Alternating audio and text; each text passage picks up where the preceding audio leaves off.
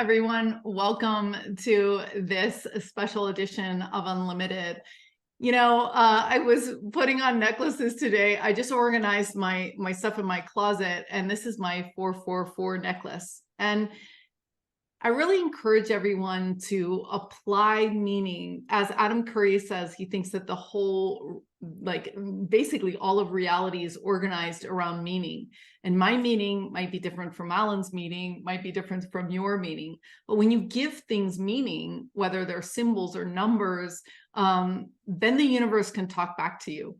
And my 444 is work with someone. When someone has, I was just looking, someone, their phone number was 444, or their email has 444, whatever it is. And Alan has been someone that I've really enjoyed working with over the years.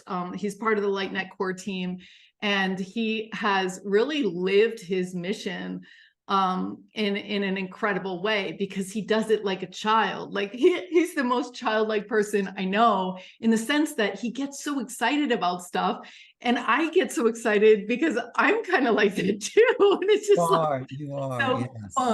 so fun. Yeah. And tonight we're really celebrating the life and work of Linda Moulton Howe. And I was thinking about her as I was driving over here to do the broadcast. And those of you who have met Linda Moulton Howe in person, she's tiny, and she's the definition of moxie. She's a live wire. She is it's like this weird thing. It's like, she's tiny, but she's actually huge. She's incredible. She is such a presence. Yes. And I'm into her. I've been with her at expos, and everyone wants to talk to her, and she's signing books, but she will take all the time she needs with that one person. You will be her whole attention. It's not like, hurry up, there's other people. No, if she will be with, I've seen her, it's like, there's a whole line here, Linda, you can't talk to her. And she goes, no, she talks to every single person. She's fantastic. She's 81 years old. I'm not telling things she doesn't tell, but she is so on it and sharp, remembers everything. She is the best UFO researcher in the field, I would say. I feel that, because I was thinking about that today, and I was like, there is no other female that's as accomplished.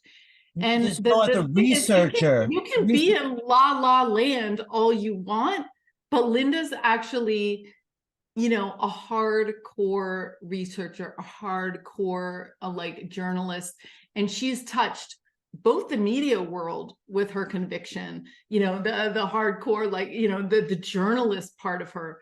And then she's also touched the US government, and getting in there and saying hey, wait a minute, what's going on? We want to know. So, and then she's touched our community and all the people that are curious. So it's like she went after the biggest of the biggest in all those domains, and she did it consistently over her life. And she's left one of the biggest legacies that I've ever seen in this field. So, well, she is not only the best female, she's the best UFO researcher in general. She is the most, I love that. I love that. Really, in a field of all men, she has risen to the top as the absolute best, most connected. She connects the dots, and she says, this is like being in a hall of mirrors in a quicksand moving floor. That's how she describes the UFO phenomena, as that complex and changing.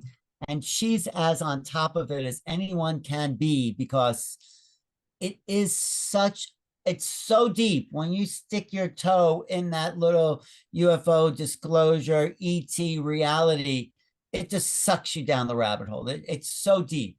It is, right, Susan? No. You and I both got sucked down the rabbit hole. And all of you joining us today, I want to appreciate your curiosity, because that's like, there's one question, and then there's the next and the next and the next, and everyone else is just like. And my book is, she has a chapter in my book, but it's a collection of essays, because no one, not the government, not the media, not the military, knows the whole story. There is no whole story. We have pieces missing. So all we can do, and she's the best at putting together what we have and creating a sort of narrative, but there's so much still untold. Still, we are in the middle of a of I don't want to say paradigm shift. That's so cliche, but we're in the middle of a huge game-changing moment in human history. Forget paradigm shift. This is a moment in I love civilization you, Alice. where everything changes. Really, this is everything is off the board. Everything we thought we knew, we want, the nature of reality itself, it's all completely different than anything we have known. And Linda's coming to Sedona. You know that? Yes, for Suzanne Oh, Ross's. should I Yeah, show that poster here? Yeah, let me just show you that. This is Suzanne Ross's poster. There's Linda right next to Daryl Anka. Bashar's coming too. very cool. And And Anita and you. So and William Henry and Matt Kahn, who's this is in fantastic. March, you guys.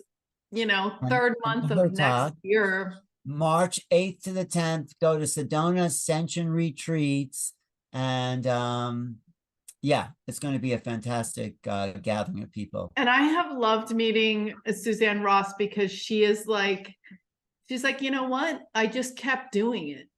Yeah. I just kept doing the conferences, and now they've just like blown up. Like, so that's one of the things, you know, we talk about a paradigm shift, like, you know, you were saying it's so ironic, but it's kind of funny because when I did this interview with Linda, I got like literally sick to my stomach, because she was talking about the pain of the ET, just, whole situation. She's talking about dedicating her life to understanding like what is cattle mutilation and what's going on. And I was like, yeah, but we mutilated each other, and we're mutilating the ETs we find, and when we're doing like, we're mutilating each other in Germany. Like it was painful almost to see how, I mean, because you guys know when people shut people down, they shut people down. And that's happened to so many of the people that we're riding on the curve of, like, we're able to talk about what we want to talk about right now, but it's because of people that refused to be silent and refused to stop asking questions and refused to be like ignored and refused to be like, like whatever it is, shadow banned or not put in the press and whatever. And then at the end of the interview, you guys are going to see, she reaches this like super extra beautiful moment where she talks about what we're capable of.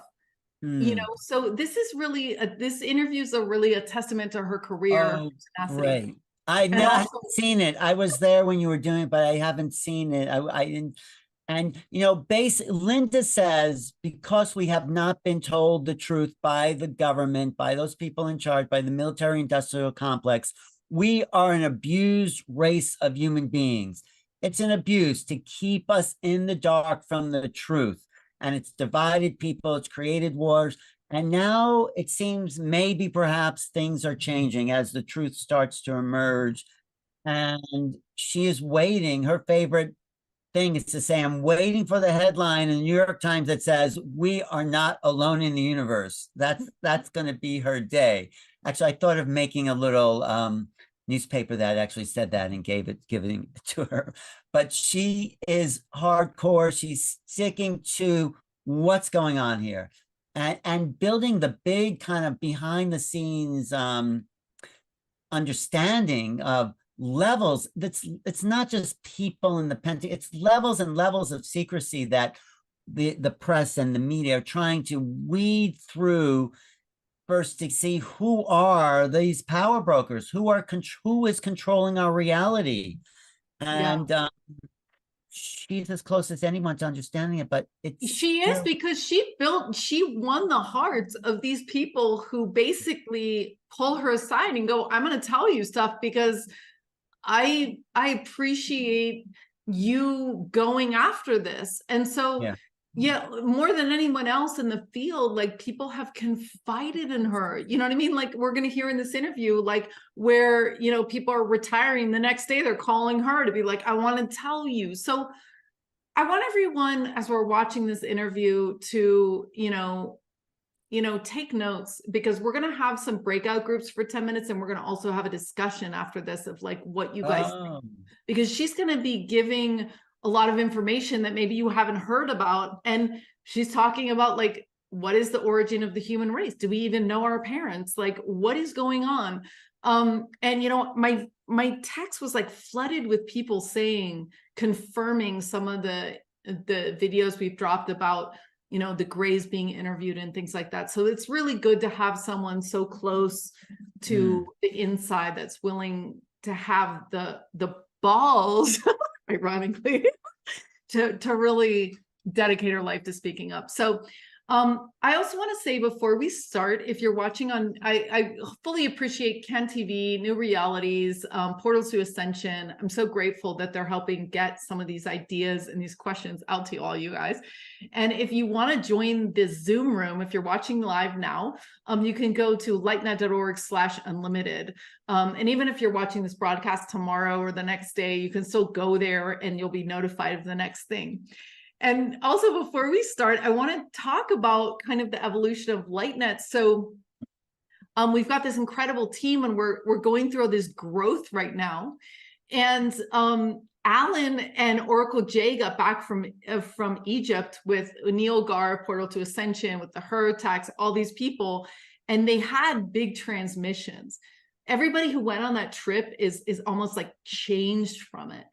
And Alan called me, he's like, I want to do another team. He's on the 5th team of remote viewing. And for those of you that are not familiar with LightNet, we believe that anything is possible when you get 8 to 12 people together that are focused on your success. Even things that, like, even I didn't believe that I could remote view. I was like, okay, that's kind of like an upper level stuff. And sure enough, I was able to do it. And I've always like, you know, I've always taken, you know, in all the times we've done it, I'm like, except for maybe the last one, I've always gone to Alan's class 3 times now because it was so enriching and because he fights for everyone in the class. Like, it's like, you can do this. Well, that's like you with the spoon bending, Zinka. You taught me that. You know, you can do this. Yeah. So I want to let you know that we are going through changings and we are raising our prices and everything. So this is kind of a mini thing that we're doing. It's starting on November 22nd. It's 6 weeks. And this is your final chance to get in at this price and really spend time with Alan to, like, the other thing I was realizing, Alan, is that nobody else is doing off-planet remote viewing. Like, I was like, except the military, the CIA is doing it, you know. Really? They are. Okay. Okay, because a lot of remote viewing classes you're going to take are like, the target is going to be a teacup or like a picture of, you know, Uzbekistan or whatever it is. But Alan actually, once he gets you grounded in your abilities, he starts to take you off planet. And we've had this incredible experience where people are seeing the same thing, which is actually pretty amazing. So I'm going to share, if you go to lightnet.org/Alan, this is where you can go and check out the non-local mind. So this is what Russia and all these people have been scrambling to teach their super agents, but we're super agents too. So we want you. So if people want to sign up, go to lightnet .org/Alan. .org/ALAN. And it's the class is limited because we like to go around and give everyone a chance to talk about the target they got. So it's limited to probably 8 to 10 people. We'll see how many. Yeah, and it's already more than half filled right now. So Alan, we got, so and this is Jesselyn. So Jesselyn has moxie and she has a lot of chi. And she's got this energy she's going to transmit to you. And this is kind of like, when I went to mystery school, they also did the same thing. They did different techniques each week so that you know what you're good at. So Jesselyn does, she does light language, she does spoon bending, she does remote viewing, she does telepathy, she does breath work, she does meditation. So you're going to start to get like an idea of what you're really passionate about and what you can do. And that's lightnet.org/Oracle J. Okay. So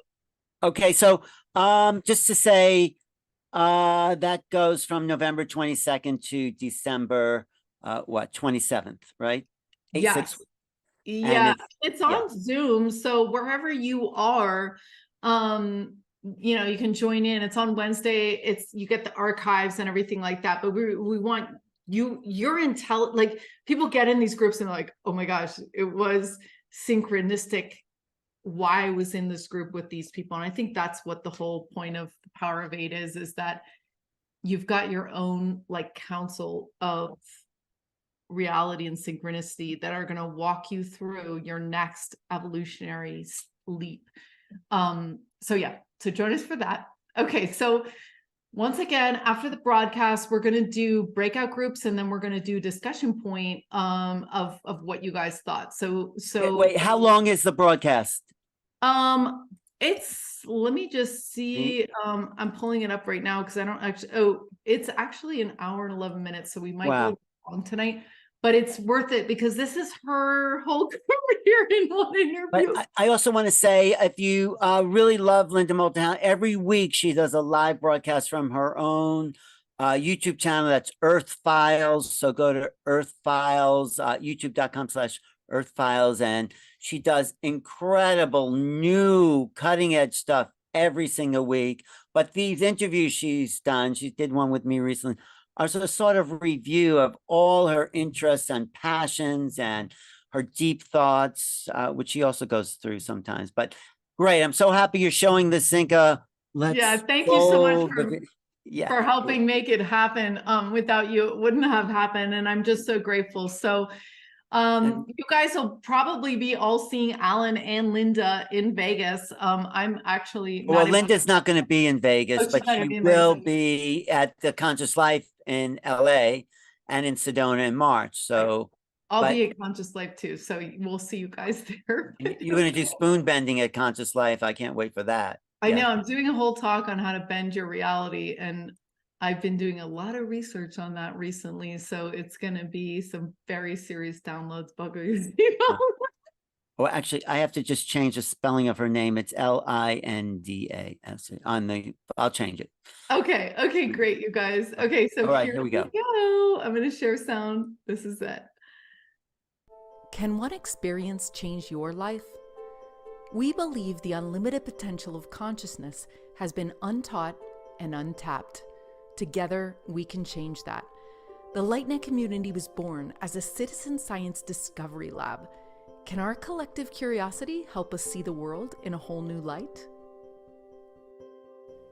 Hello, my name is Zenka Caro, and I'm from LightNet, where we help you experience something extraordinary.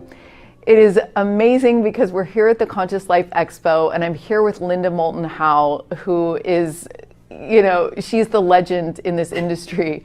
You have been tracking into the unknown from a very early age, and you've been doing it with, your brain is gigantic.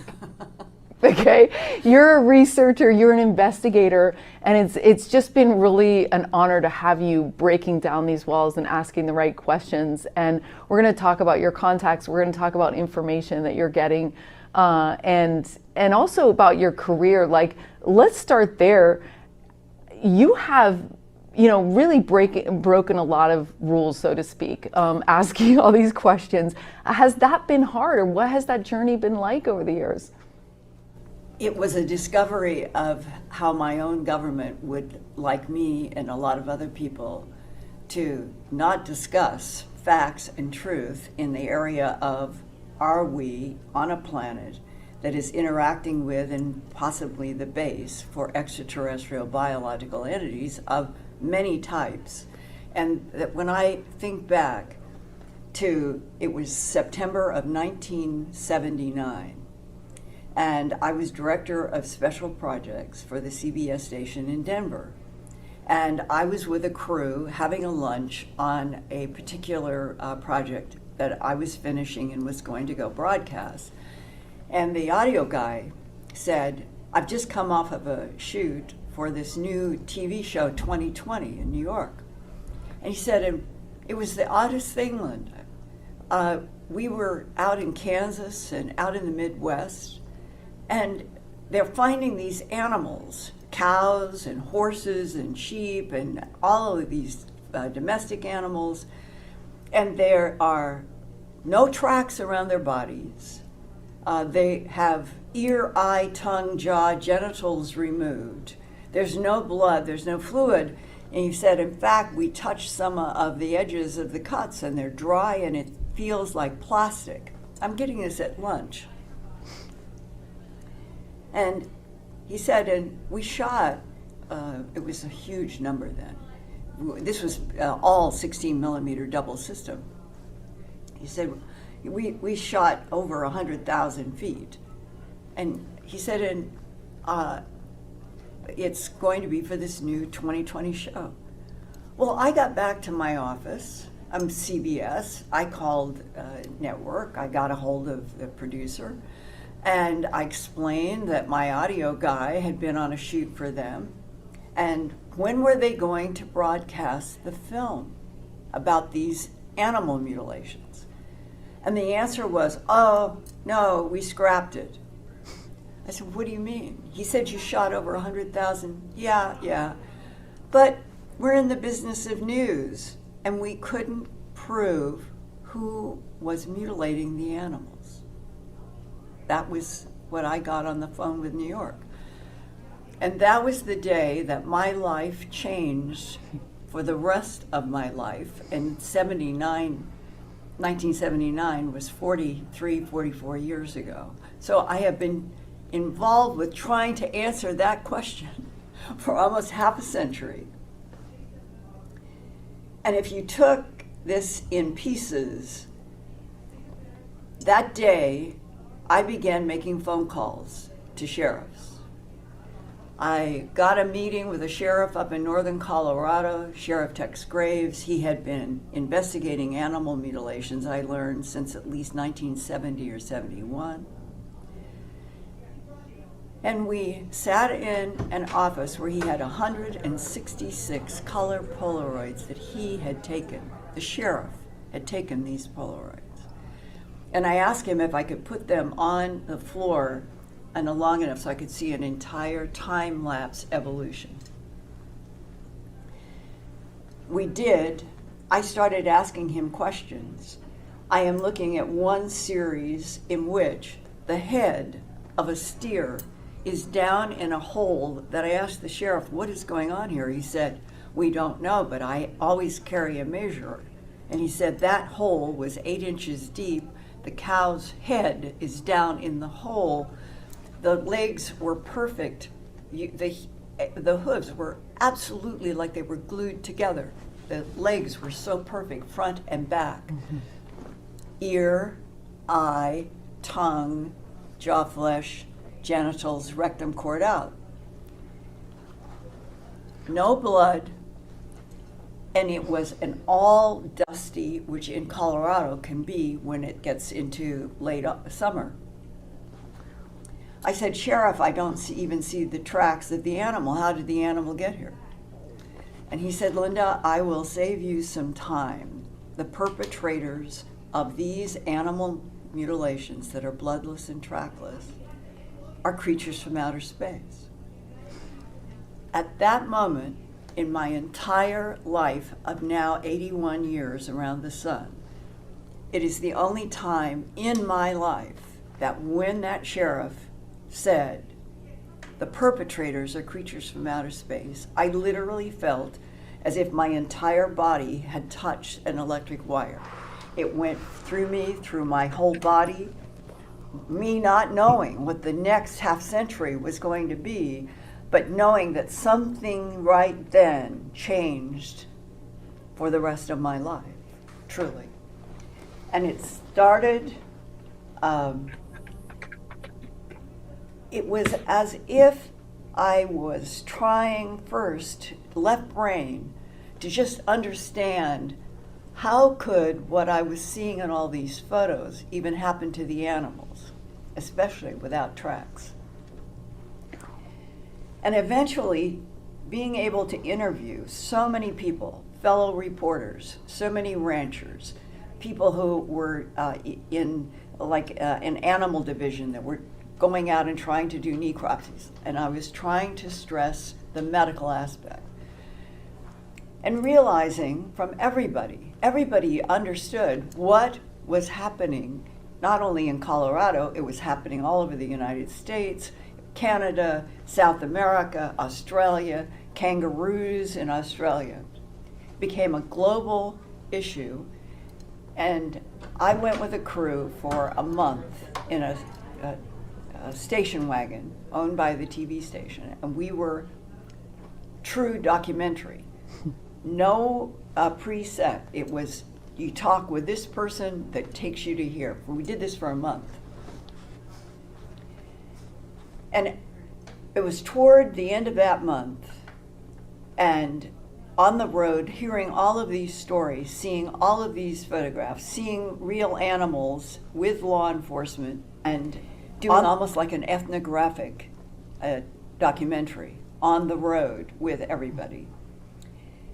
And I was in the hotel room, the crew had gone to bed, and I remember I started writing, trying to get a focus on how am I going to tell this incredible story, and why had I never heard of it before.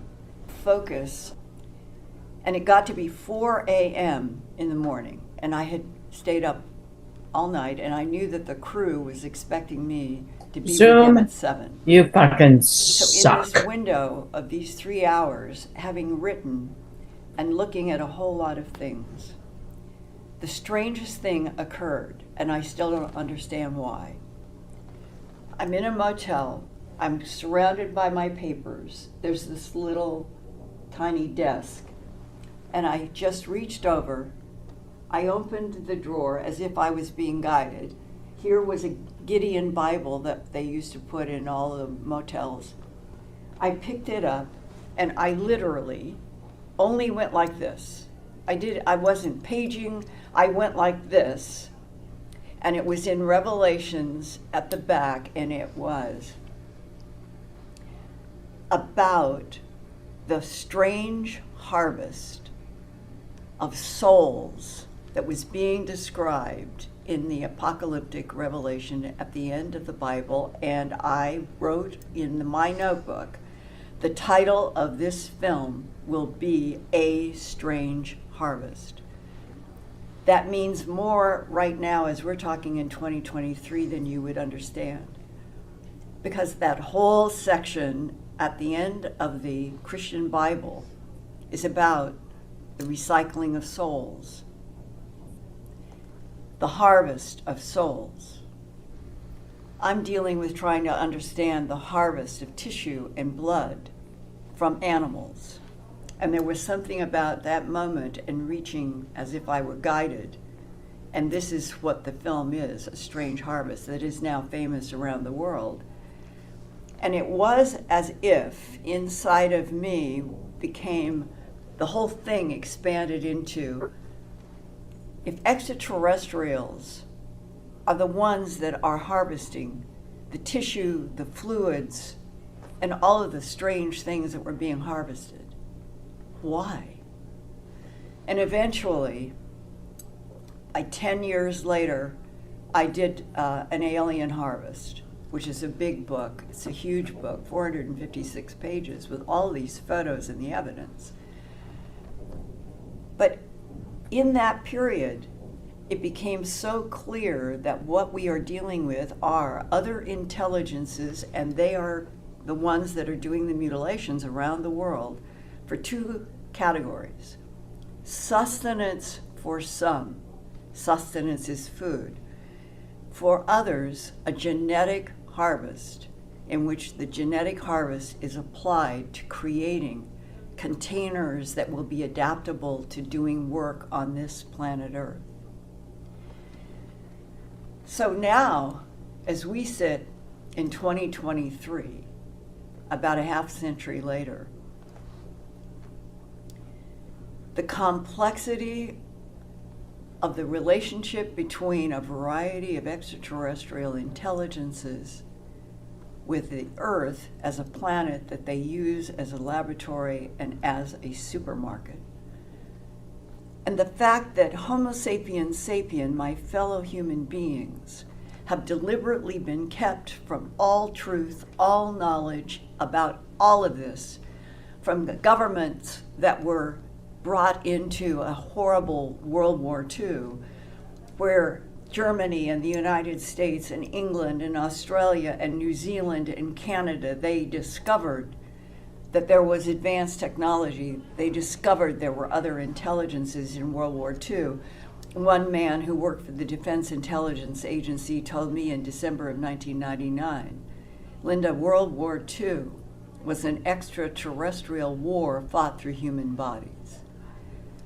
Today, there's even more evidence that that is true. And we are still on a planet in which governments, power brokers, are denying the 8 billion citizens that are human on Earth from even being introduced to the fact that governments and political institutions and the very wealthy have been allowed to know about this. And we, at 2023, are hearing about how something can be discussed on the floor of the Congress that is supposed to be a representative government, and it can go into being legislation. But the Pentagon and JSOC, they can come in and change words in what was passed, but they can still change words. Where does the government of the United States stop and start, and a representative government of human beings of, by, and for the people begin? It is now so blurred because governments did not want anybody to know that they knew that there were extraterrestrials. There is something about this that is abusive, that is, to me, raising the entire question for me as an American growing up in what I thought was a government of, by, and for the people. That the presence of extraterrestrials would change the entire government's approach to a government set up as of, by, and for the people, and that now it is absolutely so, the warp in all of it, like you would warp metal, warp lens. The United States is warped. And we are, in some ways, we were like the last bastion of being able to hope that there would be an evolution of a government and a country that would always be grounded in truth. We're now facing the odd condition that in 2023, if some of the rumors are true, we're going to have the Webb telescope be used as the instrument of announcing not that there are a lot of ETs here in the solar system and all over in the Milky Way galaxy and beyond, but they're going to, as I understand it, use the Webb telescope. It'll be breaking news, CNN, New York Times. Webb confirms biological signature on, and it may be the fourth planet that is a watery planet in the TRAPPIST-1 solar system. There are others. It will be safe because it'll be far enough away. They will say it's a biological signature. That's where we are in 2023, and our government has been with tall white ETs and Nordic ETs in starships that can go 50 light years in 5 days. And we have information from logging other solar systems where there are civilizations. What I'm saying is I am convinced that my sources are telling the truth.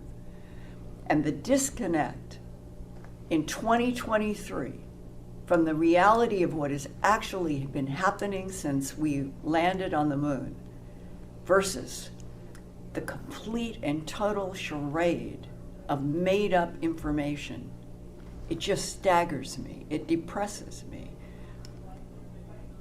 Why? Why shouldn't Homo sapiens sapien as a life form be told all of the truth about other entities in this universe? And that's where we are now.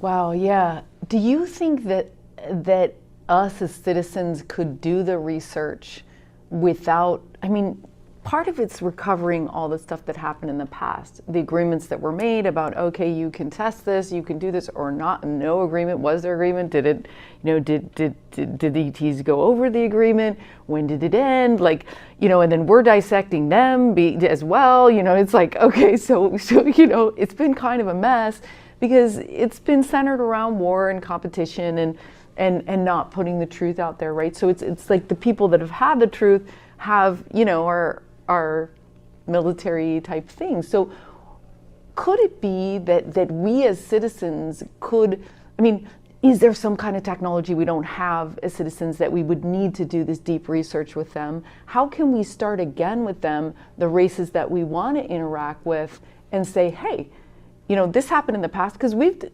human race has done horrible things to each other too. We've experimented on people. Like, what?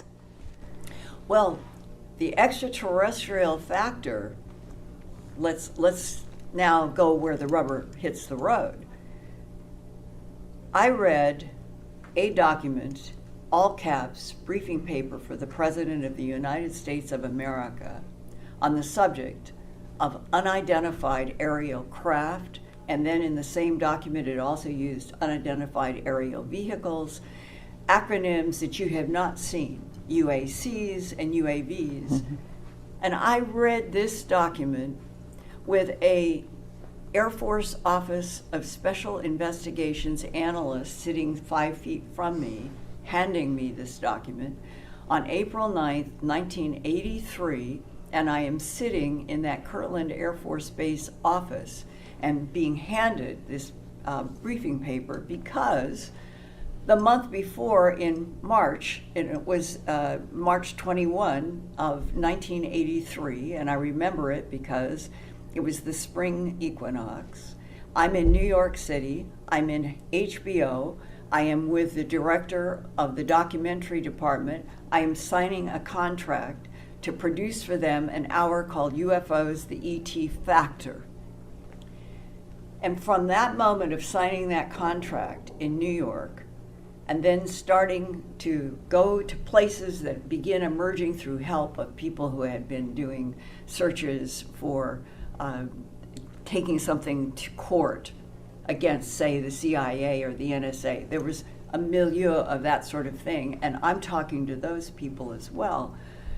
And one of those, Peter Gerson, an attorney who had represented citizens against UFO secrecy, and Larry Fawcett was a police officer in Connecticut who put together this very important book having to do with what are citizens, what are people in law enforcement trying to do to penetrate what everybody was finding then. If you tried to ask about UFOs, if you tried to ask about animal mutilations, human abductions, you were stonewalled and people were hurt.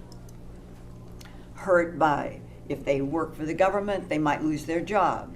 If there were military people who said it was a par for the course, if you were like working in one of our missile silos, and you reported a UFO is 30 feet above the ground, this is a real case, and it is about 40, 50 feet across, and it's glowing red, and it's right above one of our Minuteman missile silos, and you report it, which a man did. The next thing he gets is an order to go to the Department of Psychiatry at the Air Force Base. Oh, and going to a psychiatrist, all of the military began to understand that if they reported a UFO, they would have to go to a psychiatrist that would be on their official permanent record, and anybody who wanted to diminish them, call them crazy, the government was providing the fodder for the disconnect between UFOs and the military. And eventually, going to that meeting that was set up for me by Peter Gerson, who already knows the abuses that are happening, when I think back at this pivotal meeting at Kirtland Air Force Base with an Air Force Office of Special Investigations analyst who hands me this document of approximately 12 pages, all typed. And this is a briefing paper for the President of the United States of America on the subject of unidentified aerial craft and vehicles was used. And that when I start reading, and I got to a paragraph that was approximately page 4 in the middle, all typed. Extraterrestrial biological entities manipulated DNA in already evolving primates to create Homo sapien. Another paragraph in the next to the last page, Project Garnet, and I remembered all caps because I was born in January and Garnet is the stone. And I said, remember your birthstone, remember, Project Garnet. All questions and mysteries about the evolution of Homo sapien on this planet have been answered, and this project is closed. And my eyes and my mind on the 2 sentences that I've just given you, I just kept reading them 3, 4 times while this man is staring at me from his desk. And this was my jumping into the fire moment on everything that has driven me since 1983, sitting at Kirtland Air Force Base, reading sentences that began exploding in my mind about the implications. This document that says it's for the President of the United States is saying Homo sapiens sapien is the product of genetic manipulation by extraterrestrial biological entities. Which president read this? How many presidents? Was this one briefing paper for one? How many? Is it true that John F. Kennedy was assassinated because he wanted to open up the extraterrestrial presence that he was given some information about, and he wanted to work with Russia, and somebody in the United States did not want that to happen? Is that why John F. Kennedy was killed?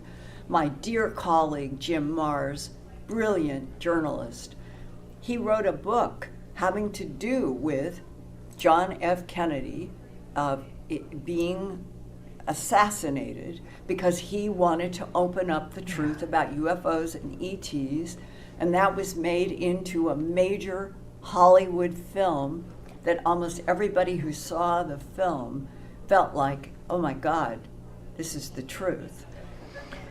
How big is this story?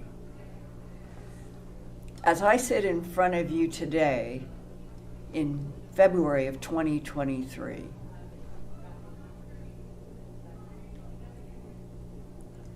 I have been told in a meeting that was set up for me in December of 1999. It was a man who worked for the World Bank. He met me at a conference in 1999, asked me questions after I had done a presentation. Began to be in my life. He would stop. I was living in Philadelphia at the time. And he would stop and say, I would like you to meet X. I'd like you to meet Y.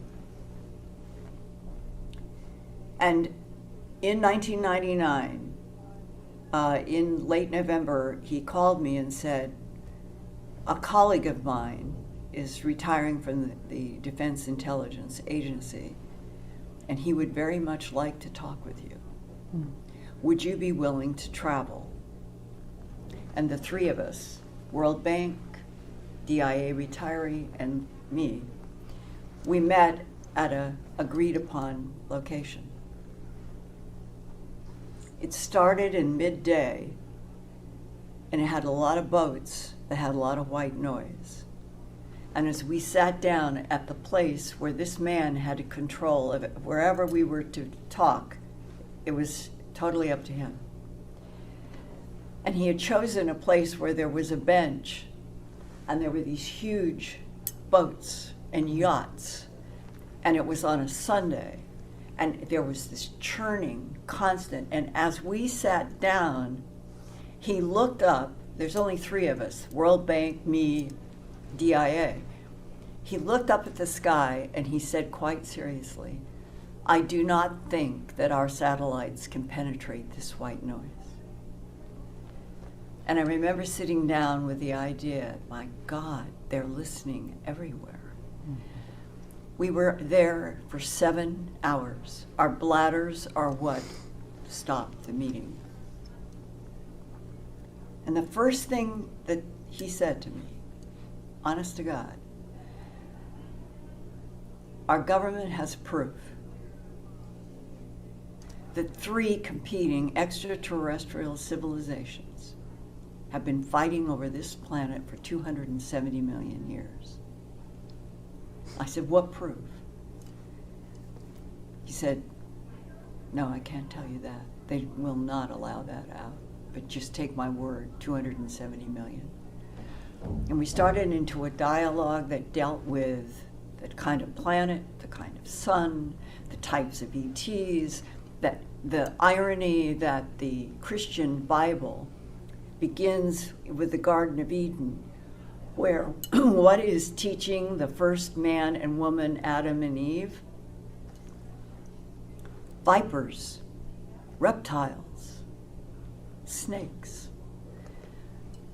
The conversation in those 7 hours went through what the government of the United States had been learning about these conflicts between a reptilian civilization, a blonde, blue-eyed Nordic civilization, gray civilization, and I am sitting there realizing that what I am now being put into is a discussion on facts so far removed from anything any of us are taught, allowed to even know, let alone allowed to question, that I am now in a discussion with a man for 23 years announces in this meeting, Linda, my job for 23 years has been to monitor, study, and analyze the conflict of 3 competing extraterrestrial civilizations on this planet in the past and now. There's no possibility that he was lying to me. This was a truth conversation for 7 hours.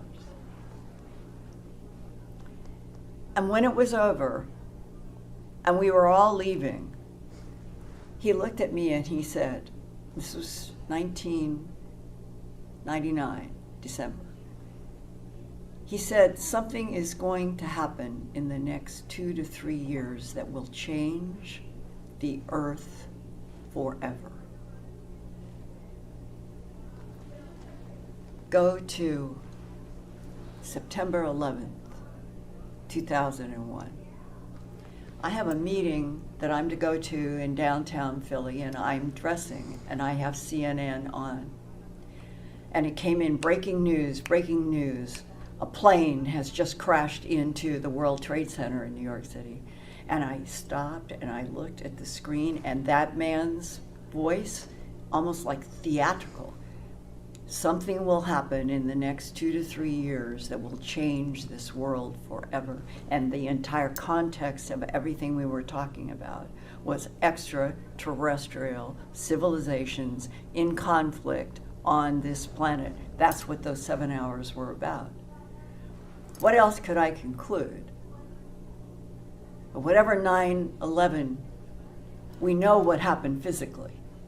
What we don't know is the truth behind the who, the what, and the why, and what would be the relationship to conflict of extraterrestrial civilizations, the implication being that world events as dramatic as that could be related to a war among extraterrestrials. Nothing has changed for me on that. I think that the complete clarity that we are supposed to be a humanoid species that did a crossfade with Neanderthal 45,000 years ago. That's when the crossfade was supposed to have happened, meaning both were on the earth for a period of time 45,000 years ago. What caused the crossfade? Neanderthal were bigger. They had a larger cubic brain capacity. Anthropologists, archaeologists who have studied where Neanderthal were, they have found rectangles where pollen was in the ground. They conclude that meant that the Neanderthals put flowers on the graves of their dead. That means that they had some spiritual component about them: death, life, birth. And yet they are replaced by us. Who'd made the decision in that briefing paper? These extraterrestrial biological entities manipulated DNA in already evolving primates to create Homo sapien. That is, we are made by extraterrestrials. And others say, Linda, you can't possibly say that. We have religions. It's Adam and Eve made. And so why? It doesn't contradict there being a divine field. It does not contradict the Nag Hammadi saying, the thought that dwells in the light is the infinite all, in which this whole everything that is in existence is in the thought that dwells in the light. This doesn't contradict any of that. In fact, it makes it clearer that this universe is only one of probably an infinite number of universes, that the expanse of the thought that dwells in the light is so huge that Roger Penrose, when I did an interview with him in 2018 and asked him about the singularity that started this universe, he said, oh no, Linda, no singularity. We are in a universe that is a cycle of time through infinity. And that has stuck with me because it becomes sort of like a poetic metaphor.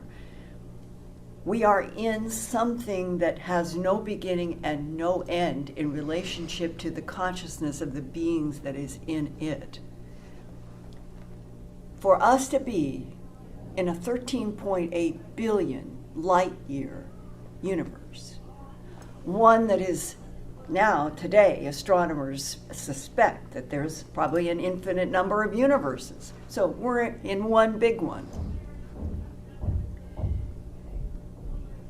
To think that scribes writing 5,000, 10,000 years ago about humans being the product of God and the only life in the universe, that's the view of a baby.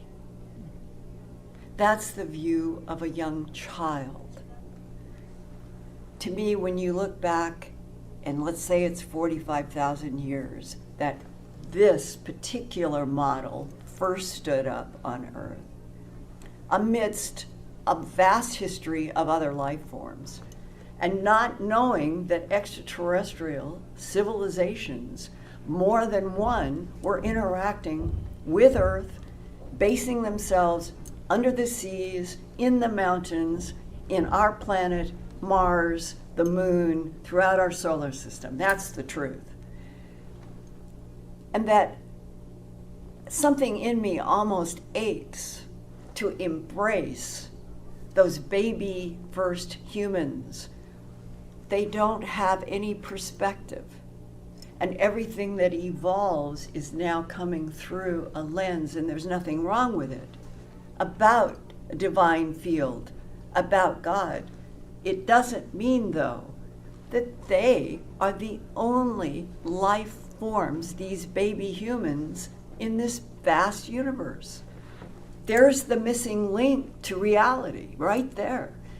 And you get up to where we are now on a planet where people are killing each other every single day over the color of their skin, what their sexual preference is, and it's why I think it is just so bent, it is so damaged, because we have been living in an arc of policies of lies and denial that have served people who wanted power and money. It had nothing to do with serving an experiment, whatever we are, to extraterrestrials as defined in government documents. We have never, ever been told by anybody, you are the product of genetic manipulation by vast technologically superior civilizations, and that dear God, divine field, thought that dwells in the light, there is nothing wrong with having some babies as long as you tell them the truth. And in 2023, nobody in a political situation, nobody in a government situation, nobody in a military, nobody has told the truth. And the punishment for reporting UFOs, reporting an abduction, reporting having something in your house that gets reduced to you're mentally ill, that if you're in the military, you are assigned to go to a psychiatrist because that psychiatrist will control what you say for the rest of your life. Yeah. We've got to get past. We have got to break this open into something that starts healing this planet's perspective on itself. Yeah, this is a huge discussion because this is what we've also been saying between humans. You know, we always know it's like a microcosm of everything. It's not okay to sell another human.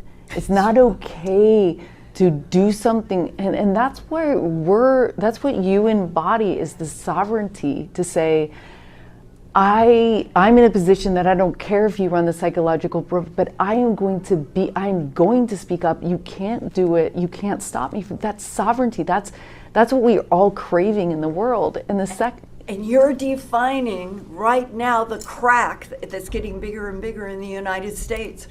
How many Americans feel, as I did growing up, that I had the protection of my government, that I was in the best country on earth, the United States of America, of, by, and for the people, rules and laws to protect individual freedoms. And look at what we have been going through for the last 3 or 4 years. It's so clear that there is no real reverence for any kind of preservation of our human individual freedoms as was defined in the original Declaration of Independence. That's gone out the window. It is now a mess. In this mess where you can be threatened, you can be put in jail on all kinds of flimsy excuses, pretending to be of, by, and for the people.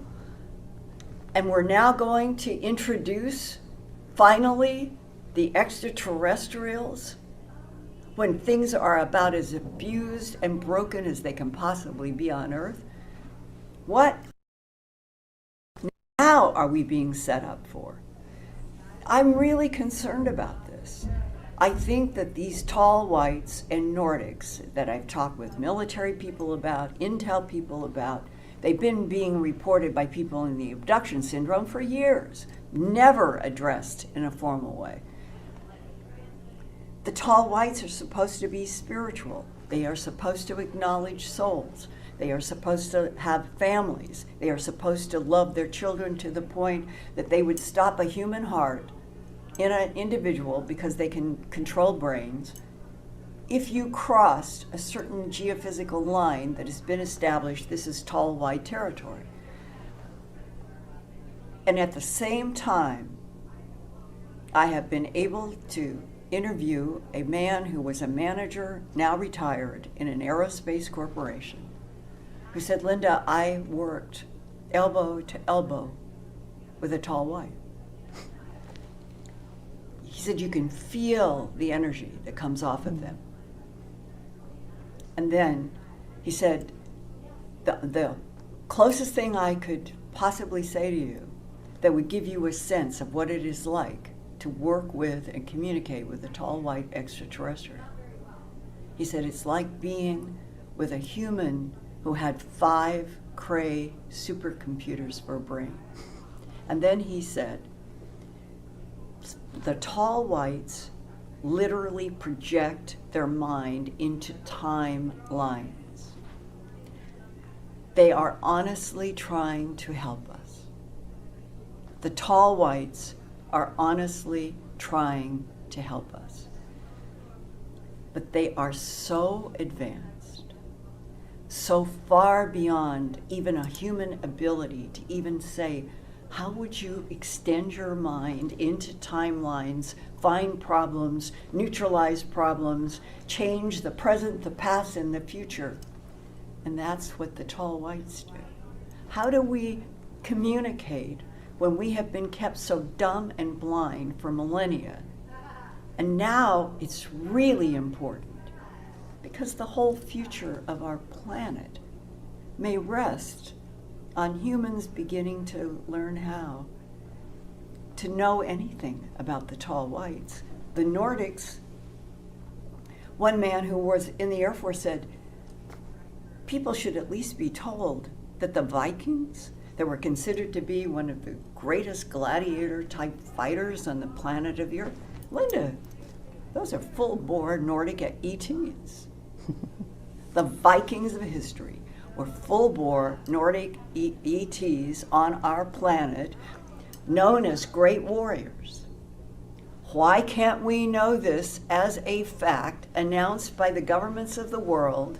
Our history is not exactly what you think, and we're now going to start educating you for real. Yeah.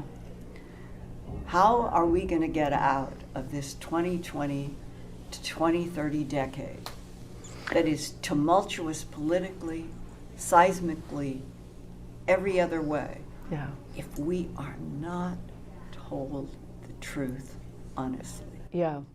This is the frustration that caused us to create LightNet, because when you look at a problem or a philosophy and you only are given 20% or 5% or even 80%, me as a strategist goes crazy because I can't solve a problem with it when I have 80% of the pieces. I have to have the whole thing, or otherwise I'm going to make the wrong, advising. I'm going to advise you in the wrong way because I don't know the whole thing. So this is where we have to, as a society, come together, you guys, and get the whole story. And we're going to cry because part of it's sad because we're reflected in this. Like, we've treated each other like this and we've done this too. And so we have to come to terms with the fact that we haven't always told the truth, and we've shoved everything down. And people like Linda is saying, hey, we've got to get the information out there. Honest. Honest information. No more classified reality. No more classified reality. And so we at LightNet have a few proposals that we're going to be putting into motion in the next couple years, I'll say. And they're this. And I'm just going to announce it right here because we want you all to do it. Whether you're doing it with LightNet or not, I don't really care. Let's just do it. Number one, we applied for a Bigelow grant. I don't know if we got it, but it doesn't matter because money's money. We can find it anywhere. To start interviewing using mediums with daughters or friends of people with high clearances and them in the afterlife. So we know that we can communicate with people who've passed. And we know that mediums that are very, high quality can do that. And we're going to take 3 mediums and interview one person that crossed. So we'd get between the 3 or 4 of them, we'd get, ask the same question. So the CIA, when we have classified data, it doesn't lock you once you die. You can talk, and a lot of people do it on their deathbeds, and a lot of people do it before, and they've done it with you. They've risked their life with you to be like, hey, wait a minute. Right. The second project we have is a remote viewing project that Alan Steinfeld's going to be leading, where, and when you said TRAPPIST-1, I was like, ooh, because we want to select 3 locations, and possibly with your help, where we say, okay, let's look at these particular locations, highly classified locations in the solar system, and let's get remote viewers from everywhere, from the Farsight Institute, from our students too. Right. So we were remote viewing off planet, and the students never remote viewed before they're writing down they're seeing the same thing. So in this story, this is a very tough conversation to have, but AI is starting to be a child, like you said, like even if the ETs, because I'm thinking during this interview, I'm like, I hope I have a lot of ET in me, because I want to be super ability and super smart, like, so it's like there was a baby made, like there's genetics that have been exchanged, and now what? What is possible now? And we need our sovereignty as this mixed race. We need to decide what gets done with our body. We get to decide how we tell our stories. So together we have to all tell our stories. We have to have a central location that's safe, that we all can put the big picture. Everyone's got to bring their puzzle piece. We got to look at the whole thing, right? The dilemma is what tact will the government of the United States, in collaboration with the UK, Canada, the old World War II allies, what stance are they going to take about individual human rights?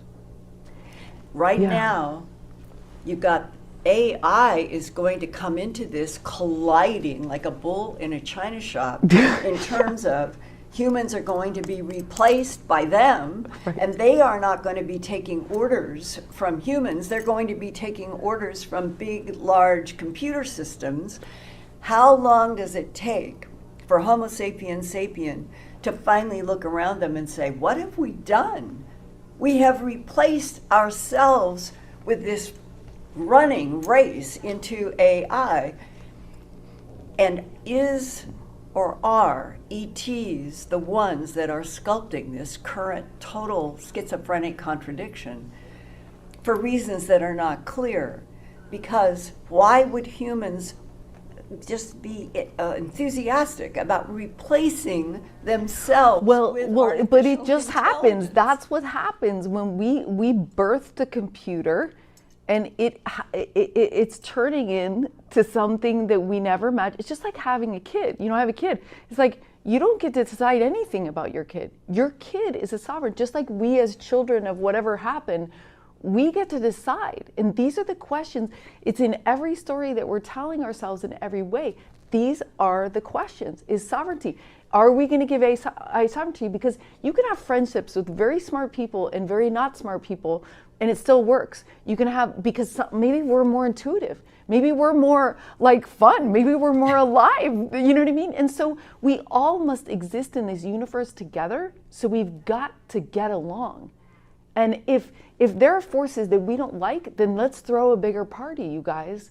Because there's ETs that are benevolent because they're loving and they're more advanced, they're more spiritual. So let's build that team out and take the dominoes over, because it's going to be more fun if we collaborate. There's something else that I think is as important as all of this, and that goes to in 1949, this is the version I've been given, we in the United States, using microwave, shot down a UFO.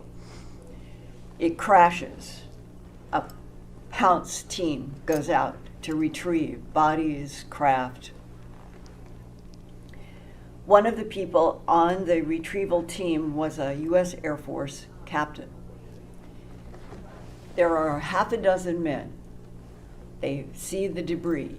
They're getting stretchers, they're getting trucks, they're trying to get everything in so they can get this away from public ever finding it.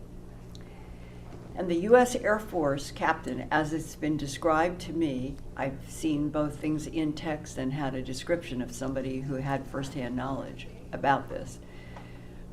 The U.S. Air Force captain said that he began having the sense that thoughts were coming in his mind. And he was totally disoriented by what was happening as they're walking toward this crashed UFO. And other men are going right into the debris and the rubble, and they're walking around, and everything is normal. But the U.S. Air Force captain, he can't deal with, he doesn't know what's happening. He's becoming disoriented. And then he describes that it felt like if you had a gentle pull on your face, and that it felt solid. Now he's really, what in the hell is going on? And he's being pulled. And as he's being pulled, all he sees are rocks and rubble. And the pressure on his face is pulling him down. And as he doesn't get away from this pull, he sees a flash inside of a little tiny hole in the rocks. There's a flash like light. And he reaches down and he pulls part of this over. And there is the face and the head and the flashing black eyes of an extraterrestrial biological entity. As soon as he is now looking at those eyes, he sees a movie that is played right to left across his mind's eye. And it is the point of view of this being showing what had happened, which related to us microwaving them and causing the crash. At the field, the Air Force captain, somebody of higher rank or however they were communicating, says, your job now is you're going with this being, you're going to Los Alamos. You are going to stay with this being, and you're going to be telepathically communicating for the rest of its life and your life. They go to Los Alamos. I have talked with a man who has seen some of the film that was generated, and I'm going to tell you what one of the actual Q&A and answer was. They set it was a gray type, not a tall gray and not a little AI, but more around the 4 to 5 foot. The gray sat to the right. The U.S. Air Force captain sat here. They had a 16 millimeter camera every single day. Questions would come from people, the dynamic of the Air Force, and they never understood why did this one human man have the ability to get everything that was coming out of the telepathy of this gray. Nobody else could do it, just this man. And in one of these films, which I wish it were today, that they would start running every one of those films that were collected from 49 to June 18th, 1952, and the gray being died of unknown causes. All of those days up to then is film. Wow. It's recorded, it's supposed to be in an underground archive. Here is the one that was described to me by a man who saw this portion. Is reincarnation real? The way the Air Force captain said, reincarnation, the recycling of souls, is the machinery of this universe, quote unquote. If that sentence and that question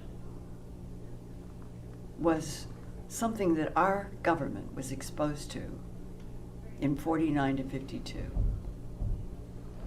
the implication that what we are dealing with in beings that we don't know how to talk to, but they know how to put information in our heads, and that they would have something that profound on a question for all of us to miss what could have been, to me, the beginning of growing up babies into a new adulthood. If they did this kind of communication with that gray at Los Alamos, why couldn't they have done the same thing for the entire planet? It may have, no wars may have occurred that have happened. The recycling of souls is the machinery of this universe.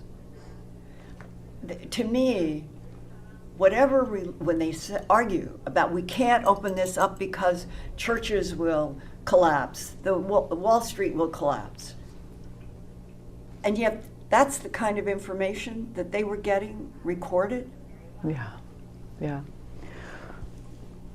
I really admire you, Linda, for being so tenacious in your life. I mean, I've watched you walk around the conference and you're up like super late at night. You're at all the parties. I think you were DJing last night, and you're here like early in the morning. Like you have more energy than a 14-year-old. And you have had a lot of energy to say, I'm not satisfied, I'm going deeper. Who will talk to me? How deep does this rabbit hole go? Right.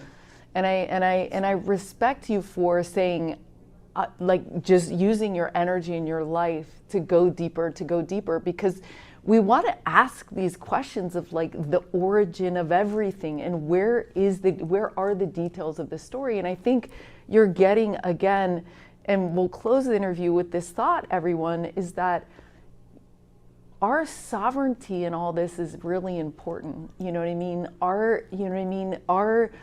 Our ability to heal this, what's going on, and to bring this in another context. Because, you know, I'll never forget, I was in Europe and I saw this like sticker of a bee, and it was like, said something like, we actually have all the power. So we as everyday people, we have more power than we ever thought.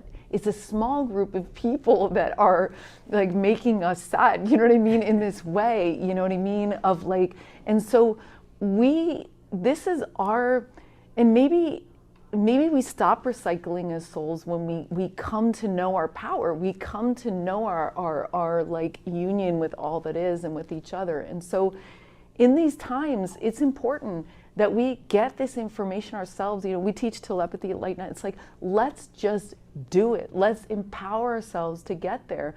Just like you've done, you've empowered your life to go into these, to not stop, to not be tired, to just get in there and get down to it, you know? You're asking huge questions.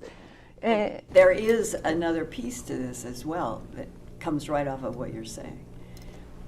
It was about 10 years ago, and he was a person who had served both in military and then in intel. And he said, you need to know that the Socratic, the Socrates, and Herodotus Greeks were full-blood ETs living on this planet. And I remember it was like a mind jerk. Oh my God. And then he said, and you know, Plato and Herodotus and Aristotle, they really were trying to get across a concept to the roly-poly humans of agape love. And that agape love had nothing to do with sex. Agape love is the recognition of a fellow being. It means looking at you as me as you, the cameraman, everyone, that in that moment when you can get there, and it almost makes me want to cry, that if we could literally, as a planet of 8 billion, if we could do what the Socratic Greeks were suggesting, and we looked at each other as a fellow being, how could you ever kill them? How could you do that?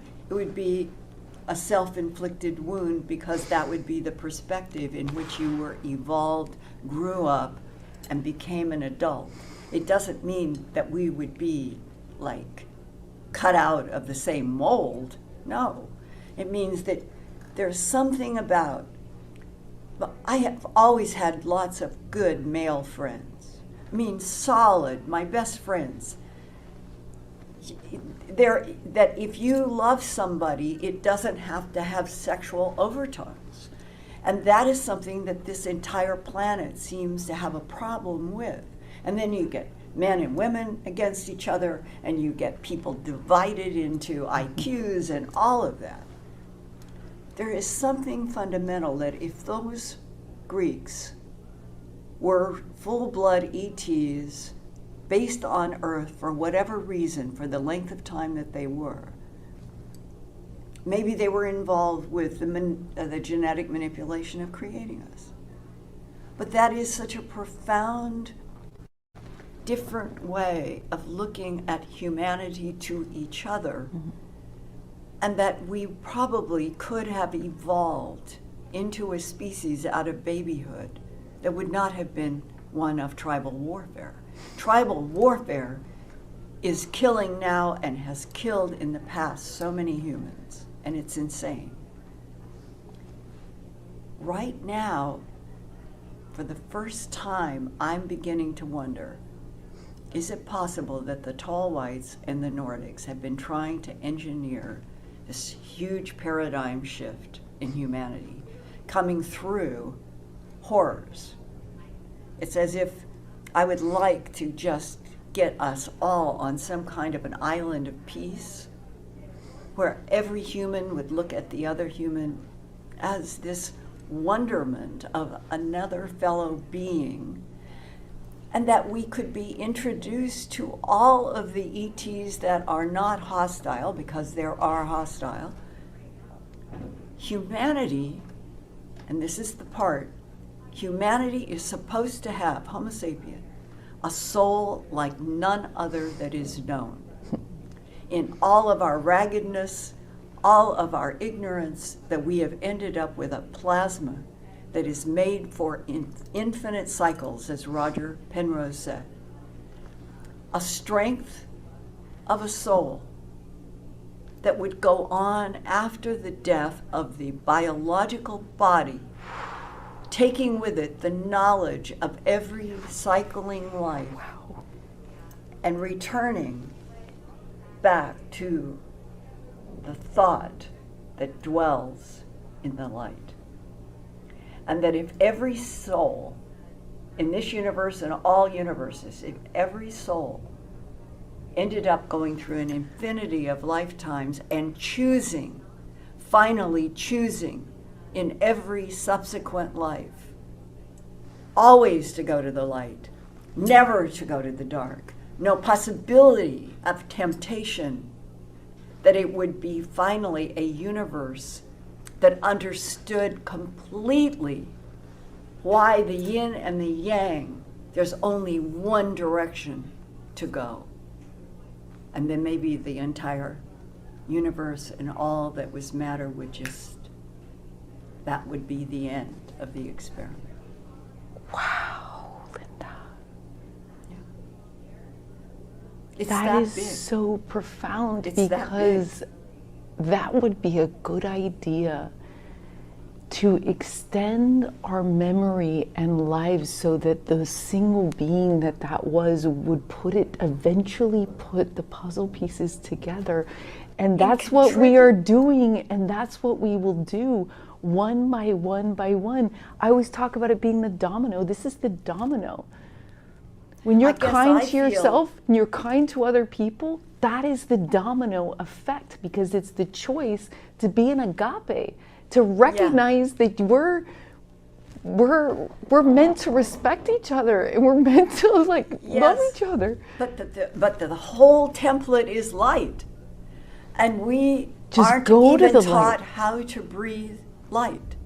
And if all humans had the same education about the power of breathing in light, because it's mental and physical, and that is an old tradition, but to me it is what the yin and yang symbol represents, that vitality and pureness of the light versus the dark, and that a choice must be made. And in the choice, the soul is the recorder, the accountant, and keeps evolving to the point where all of these beings would never, ever choose anything in the darkness again. And that would be the total success of an infinite thought that dwells in the light universe. I saw that happen. You I did. saw it in a vision twice, and it was like we were like trying to do it, and all of a sudden it goes, and we go, we did it. Yeah, and Light, it goes to light, white. light, And light, my light. son said in the car the day before I had the vision, he goes, you know, Mom, all colors are white light. And he never says stuff like that. He said it 3 times in the car. He's all colors, and are. then I have this vision. So we get there, you guys. Let's do this together. It takes all of us, everyone listening, everyone. That's right. That was so beautiful, Linda. You just described. Choose the light, recycle to the light, and have agape love. Look at every human being as yourself. Thank you. And you can forgive. Yeah. You guys can find Linda Moulton Howe at earthfiles.com and learn The about Earth Files YouTube channel, too. Yeah, the Earth Files YouTube channel too. She has led a big legacy in her life, and it was an honor to share these moments with you. And dear fellow human being, it was an honor to be here and a joy to be here with you. Thank you. Thank you. Wow, Linda. I mean it. I really think this is what a lot of it is about. And it would explain the avatars that are so mysterious to Earth. There were efforts to try, but something has worked against on Earth, and that is the other big puzzle piece. Is it just reptilians? Yeah. And I don't like to talk about that too much, because I would prefer my energy go into what we just did and not into hostile insects and reptilians. Yeah. They are there, but in a way, once you start getting into this energy of our existence should have joy and energy. You don't want to weigh people down by the hostile insects and reptilians, because I think the tall whites and the Nordics know how to keep it at bay. Yeah. But it means that the universe itself is just like Earth. All this tribal warfare, Yeah. it's the whole universe, and something is waiting for an evolution. A leap, a butterfly leap. And it's funny because and you're talking today, I kept seeing like the microcosm in the, you know what I mean, like our human thing, you know. And then when you said the reptilian, I was like, we have a reptilian brain that's just like, I'm just gonna do it. I'm just gonna kill it. I'm just gonna eat it. I'm just gonna say it. And then there's this higher self that we can elevate to when we stop for 1 minute and breathe and go, I'm choosing something else. And Carl Sagan, who I know was briefed about the ETs, even though he never said it in his life publicly. And when Carl Sagan talked and did that book, broke his brain, it was almost as if he was trying to force people to look at the reptilian beginnings of humanity like a secret through his book. And that, when I read it, I had already been exposed to this. And the book it was almost at times like, he knows, he's been read into this program. He is now trying to address things in this book as purely a scientist, but he's talking about ETs. He's talking about UFOs. Yeah, wow. Yeah, wow. Well, now it's all in the open. Like they said, shine a light on it. So again, thank you so much for all the work that you're doing in the world.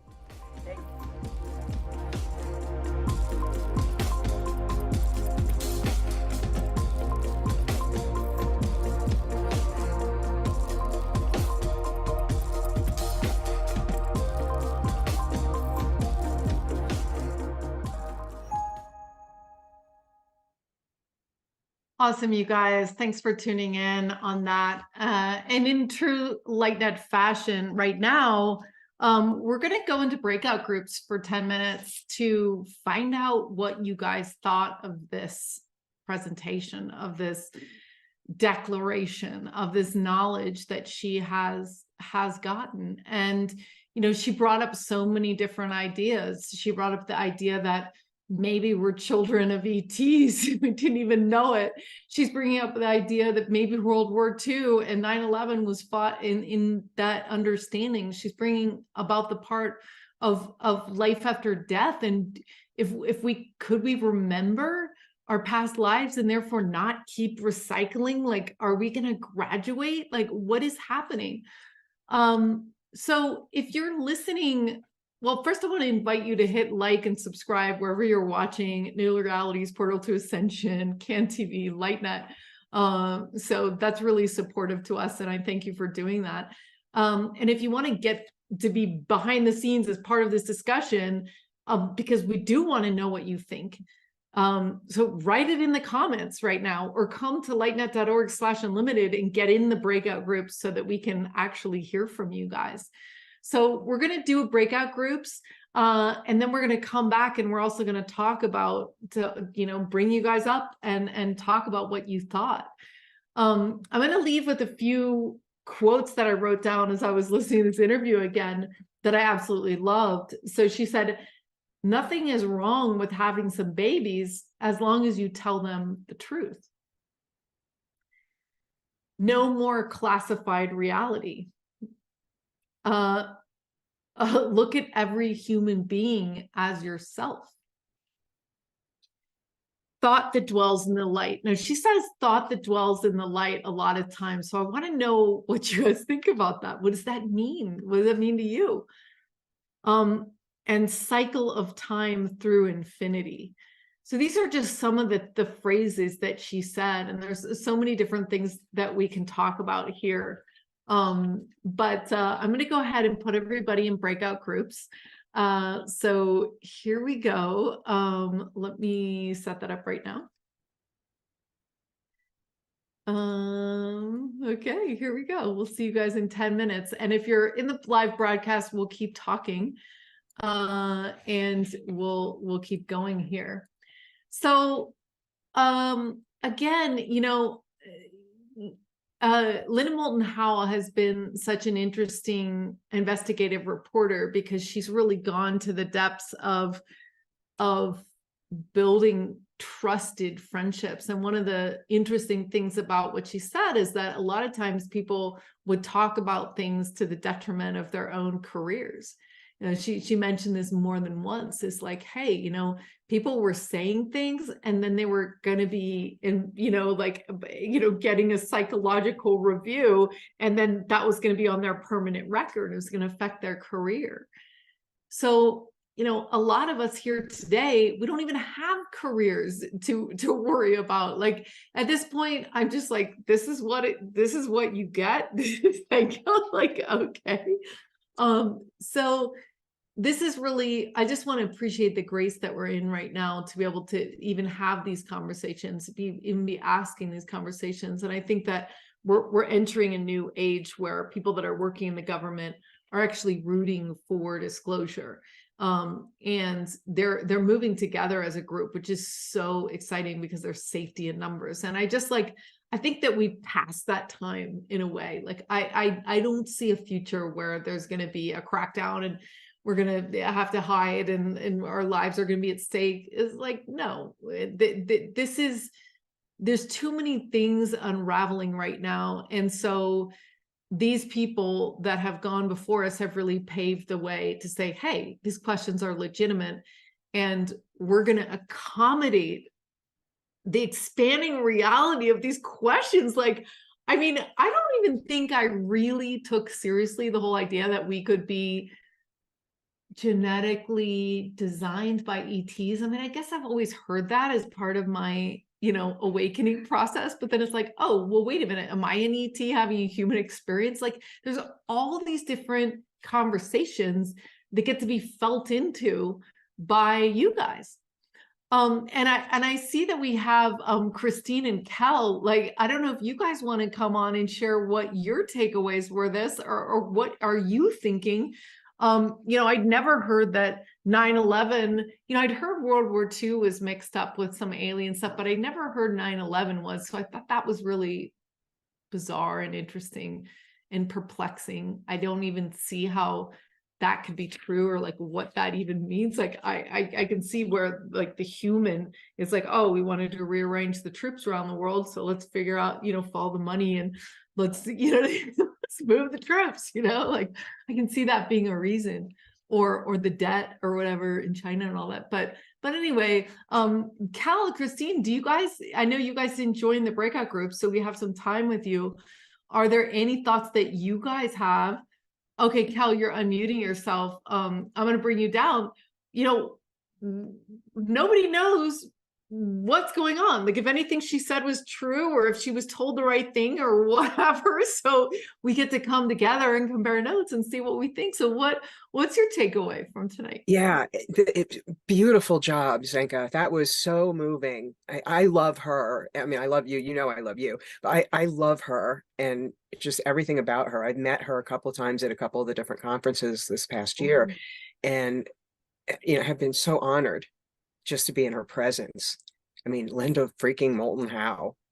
She is the pinnacle of this whole thing, from a human, from what I feel is quote unquote our side, if like the citizen side, the grassroots side, you know what I mean? She's an insider, but not like a government insider, not an informant insider, not a corporate insider. Like she's an insider because they love her and brought her in and said, hey, for some reason you need to know this, and it's coming through us to you, and it is what it is. And divine intervention, God bless it, because that's, you have to see that. I mean, people, how can you not see the synchronicities, the divine intervention, the ETs,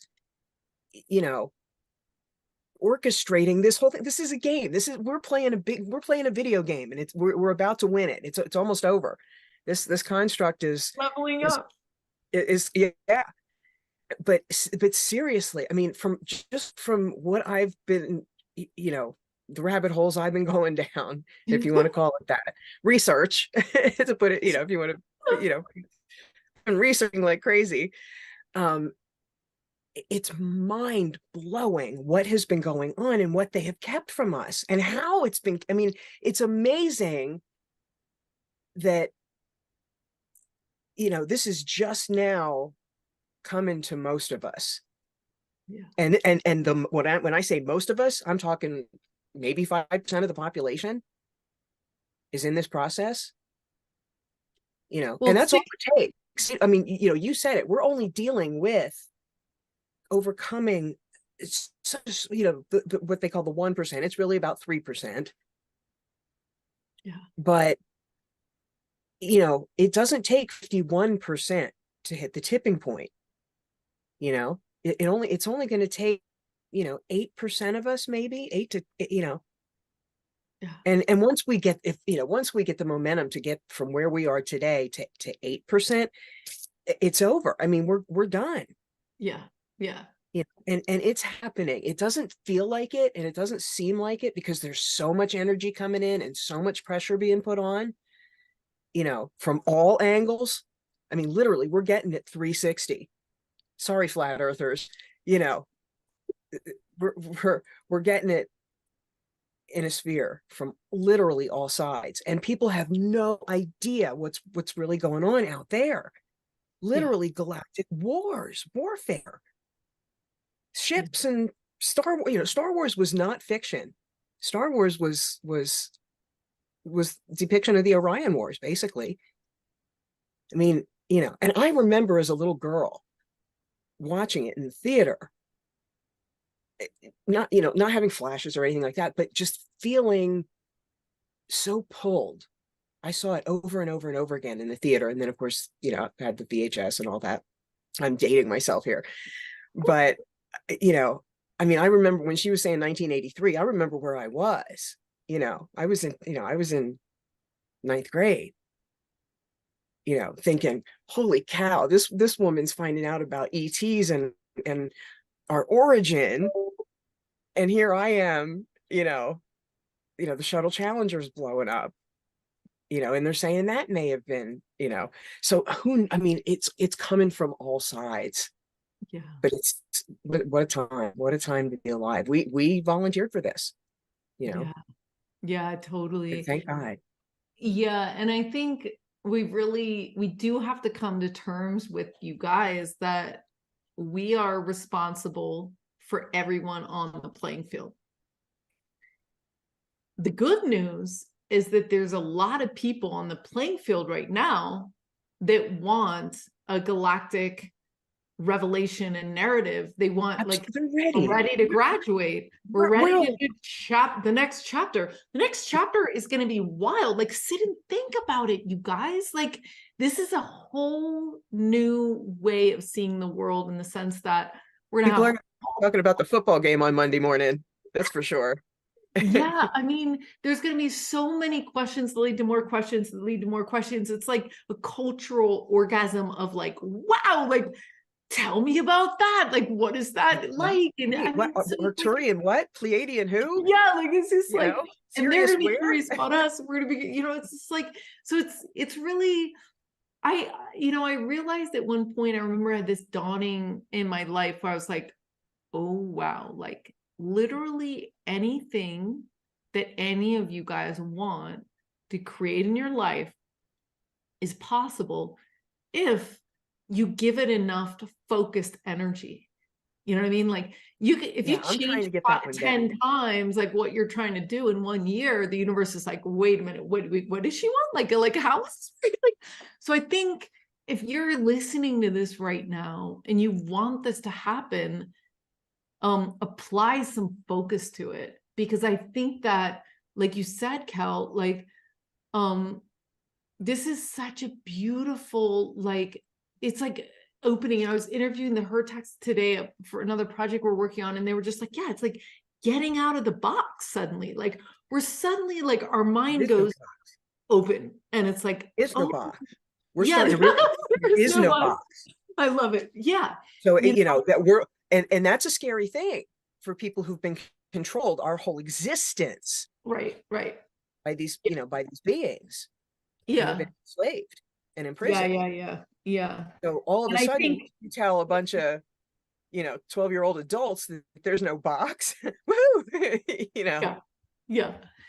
And I mean, I want to, you know, because we're all one, I think we have to take responsibility to the 0.00001% that hid this from us, because, like, that's what happened. So we have to acknowledge that that's what we did. We did this. And now we get to do something else. Like, if we give ourselves the power to change what's happening, then that's really where we need to get, because we don't have to keep repeating that. Just like Linda was saying, like, at some point, and that's why I've been so passionate about, like, creating 4-dimensional maps and trying to, like, point us back to what the patterns is. And that's trying to see the pattern, because we can die and be born and die and be born and die and be born and die and be born and die and be born and die and be born and do the same thing over and over and over and over and over again.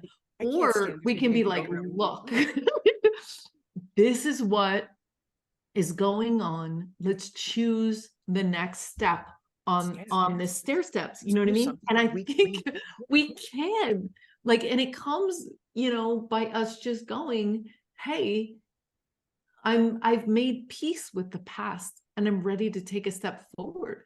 Like, let's all move on and let's take a step up. And it's not going to let us do that if we're tied, like, with the whole, you know, if we're just, like, still pissed, you know. It's like, let's get over it and let's rise to this new thing. And it's going to take you guys that are listening right now to focus your energy on the reality that you want to create, which is, you know, research and excitement and something new. And, like, even though it's different and scary, like, it's probably going to be really cool. So let's check it out. You know what I mean? I don't have any doubts that it's going to be awesome. Me neither. Yeah. Well, thanks, Kel. I love having you in my life. I love having you as a member. I love having, like, I can't wait to do more. We've been really focused and really busy, but things are going to be opening up, and I'm so excited that you're part of the LightNet Thank team. you. Yeah, and I'm in the process of moving to Florida, so I'm a little busy right Cool. now. So Florida's elevated. It's really cool. They've got a lot going on that I absolutely love. So I'm going to invite everyone for the last 10 or 15 minutes to come down, raise your hand. You can do that in the reactions button at the bottom, and just raise your hand. And I want to hear from you. Like, I want to hear what you thought. I want to hear what happened in your breakout groups. I want to know what you think. And while we're waiting for people to raise their hand, I just want to remind you, for everyone that's watching, that, you know, Alan has been deep down the rabbit hole his whole life. And I really do think what we're doing with his remote viewing team, as I mentioned in this interview, is absolutely interesting in the sense that it's one thing to get 8 to 12 of us all seeing the same thing off planet, but it's a whole nother thing if we were to get 100 people together. So how interesting would be if we had 100 people going to TRAPPIST-1 and saw the same thing? What would that say about our minds and our ability to bilocate and to, like, not, I mean, he keeps teaching that. So I encourage you guys, if you're interested in developing your skills, we need you. We need you. So lightnet.org/Alan, if you want to check out what you're capable of and join, you know, our research teams and everything like that. So we have Julia coming. So thank you, Julia. And then Christine is next. Hey, Julia, good to see you. Good to see you too. And I just love the idea of the petition. Yeah. Yeah. Yes, and that's the good old-fashioned way to get the attention. I'm a Casey student, and Casey has talked about this in my life for 70 years. Well, 60 anyway. I'm not quite as old as Linda, but only a year or two short. So I'm really excited about what she's saying. And I have a total confidence in the universe and the original setup. And the original setup is wholeness and sovereignty. We are sovereign. Yeah. And that's what we need to remember. But like I put in the chat, and you noticed it, is we may have been the original AI, but we have the soul. And the AI we're developing, I'm a little worried about Matthew James Bailey's enthusiasm for regenerative, but I may not understand him, because the AI will not have the soul. And so we have the 10 commandments and we messed up. No matter how much ethics in the generative AI, I'm a little concerned about it, but I'm open to seeing what it looks like, because it's another exploration. Yeah, so that's so cool. That's what I love about what you've set up here and what you're doing and how you're doing it. So that's my piece. Okay, And thank you so much, Julia. Thank you so much, Julia. Yeah, you know, it's weird how evolution spills forth, and it becomes something that kind of unravels without any, because it's like the summation of all of our dreams, desires, and evolution and growth and whatever. And so you get whatever you get. And that's the thing about us. And that's the thing about AI. So if she's right, let's say she is right for this moment in time, ETs birthed us with Neanderthals, like they created some sort of a thing, and they didn't know what was going to happen with the experiment. And now here we're creating offspring, which is the AI, and we don't know what's going to happen with the experiment. But we know from families that loves the thing that prevents the breakdown and the rebellion of destruction from happening, right? So it's like, you know, we have got to figure out how to be on the curve of the unknown. Like, wow, we just created AI. We have no idea which ways this is going to go. It could go horribly. It could go horribly, or it could go really well. And it could be a whole nother species, just like an animal and a human. And like, I don't know. I mean, we don't know what's going to happen. Matthew Bailey is interesting because he's the only one talking about ethical AI. And he's saying, look, we need to have ethics as we create this. And he has a whole system of how to measure the ethics of an AI that's been created down to like the company. And are they doing things sustainably? Do they care what they're doing? How are they treating their employees? Because if your employees are not treated well and you're creating AI with their labor, then it's like all mixed up together. And so he's trying to look at all the different things that go into that birthing process and that creation, and we'll see what happens. But thank you, Julia, for your comments, because yeah, super interesting. Christine, how's it going? Oh. I'm so excited to be here with you guys. It's so funny.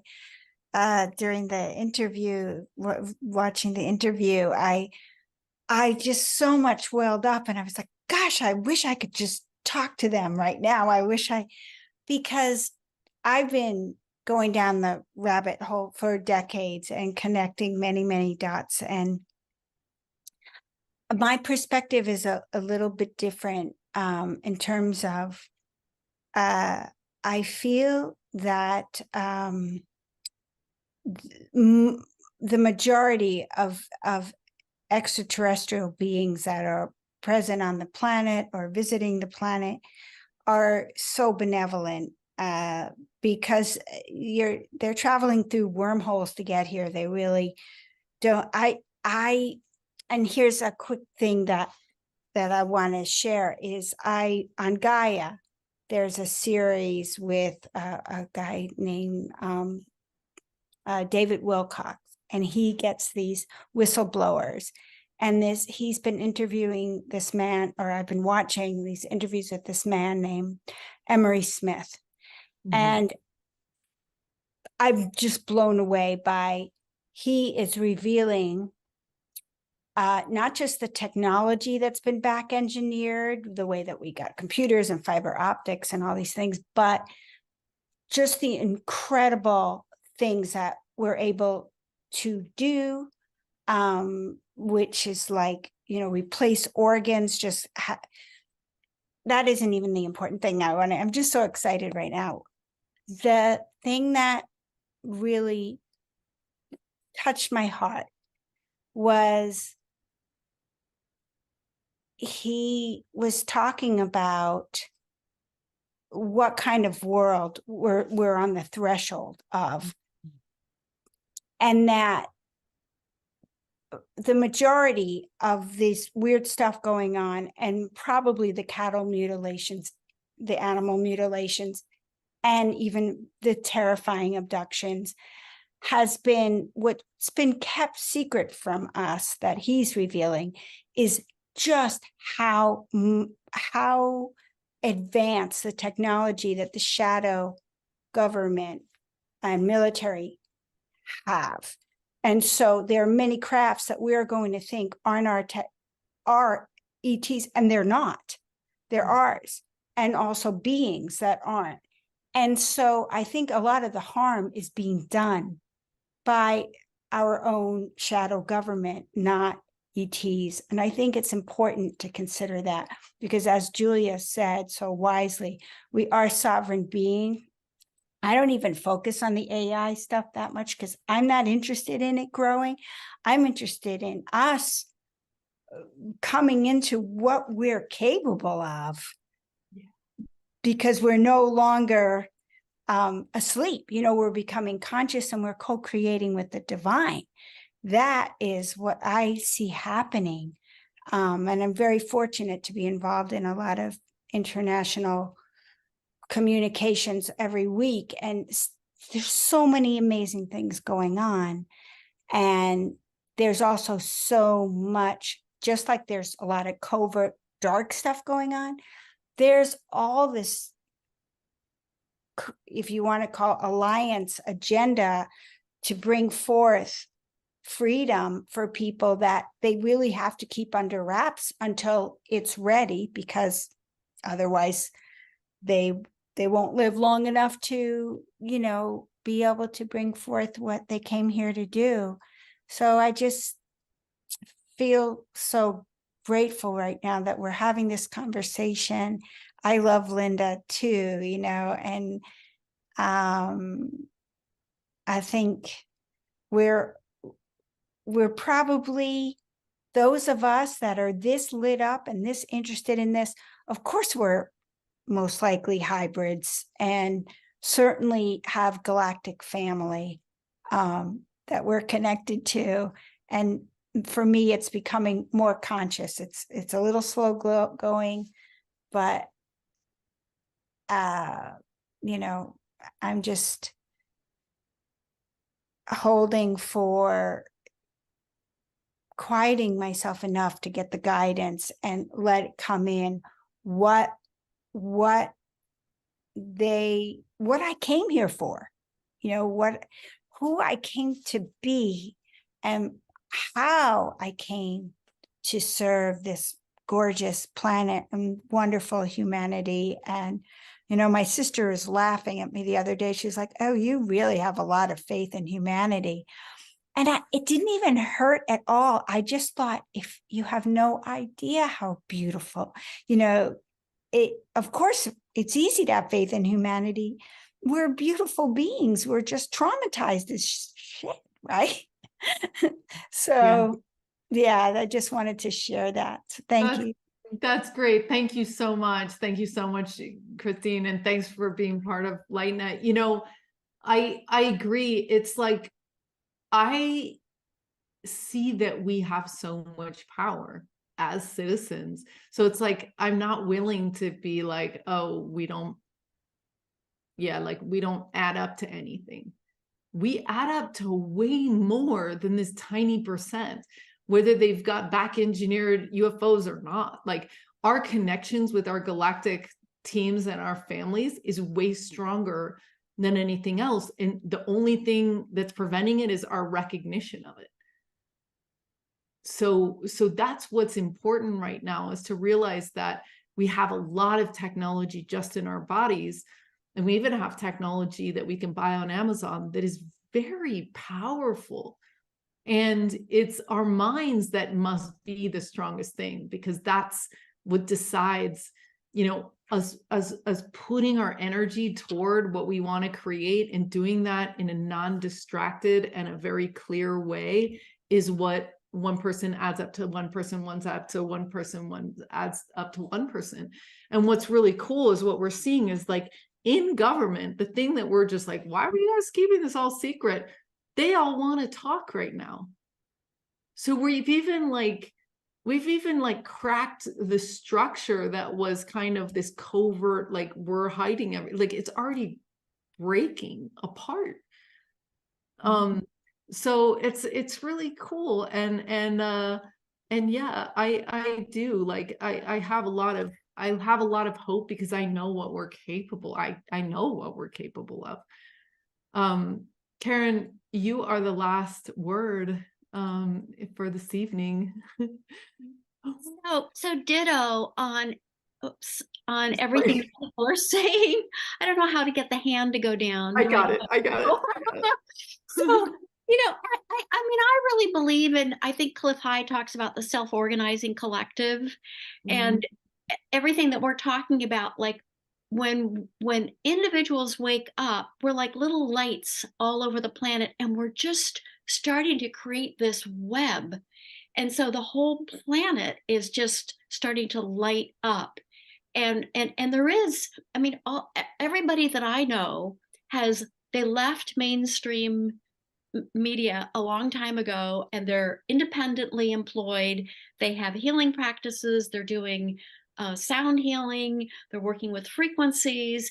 You know, it's like the new earth, like birthing the new earth.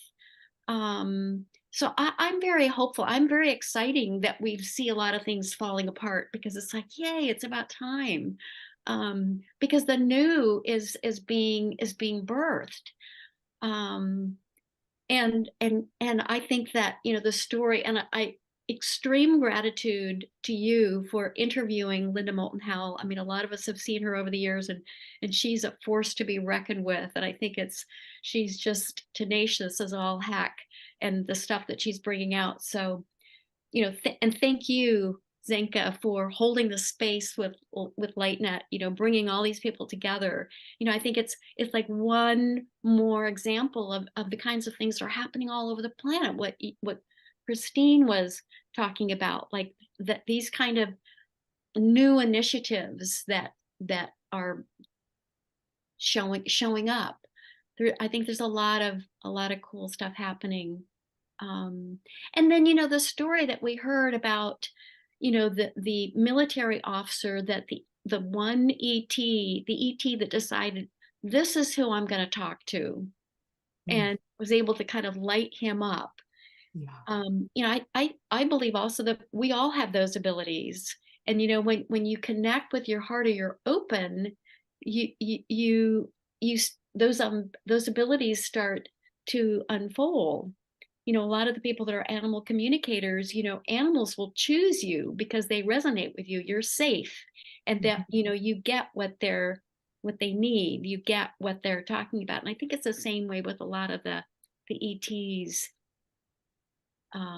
So, and like Ishmael Perez, all these star seeds who are popping out of the woodwork, you know, we're just beginning to manifest our superpowers.